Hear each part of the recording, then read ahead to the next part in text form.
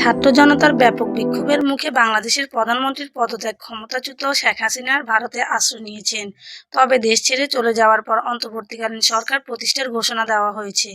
এদিকে চলমান এসব ঘটনাবলীর মধ্যে বাংলাদেশের জনগণের সঙ্গে সংহতি প্রকাশ করেছে পাকিস্তান। একই সঙ্গে দেশটি পাকিস্তানের শান্তিপূর্ণভাবে স্বাভাবিক অবস্থায় ফিরে আসার বিষয়ে আশাবাদ ব্যক্ত করেছে। বুধবার 7 আগস্ট এক প্রতিবেদনে এই তথ্য জানিয়েছে পাকিস্তানি সংবাদ মাধ্যম দ্য ডন। পাকিস্তানের পররাষ্ট্র দপ্তর এক বিবৃতি বলেছে, পাকিস্তানের সরকার ও জনগণ বাংলাদেশের জনগণের সাথে একাত্মতা প্রকাশ করেছে। একই সঙ্গে আন্তরিকভাবে শান্তিপূর্ণ এবং দ্রুত স্বাভাবিক অবস্থায় ফিরে আসার প্রত্যাশাও ব্যক্ত করেছে পাকিস্তান। এতে আরও বলা হয়, আমরা নিশ্চিত বাংলাদেশের জনগণ দৃঢ় চেতনা এবং ঐক্য তাদের উন্নত ভবিষ্যতের দিকে নিয়ে যাবে।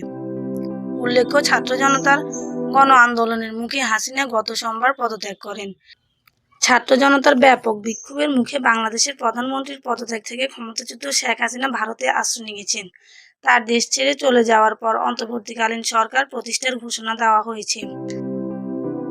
এতে আরও বলা হয়, আমরা নিশ্চিত বাংলাদেশের জনগণের দৃঢ় চেতনা এবং ঐক্য তাদের উন্নত ভবিষ্যতের দিকে নিয়ে যাবে।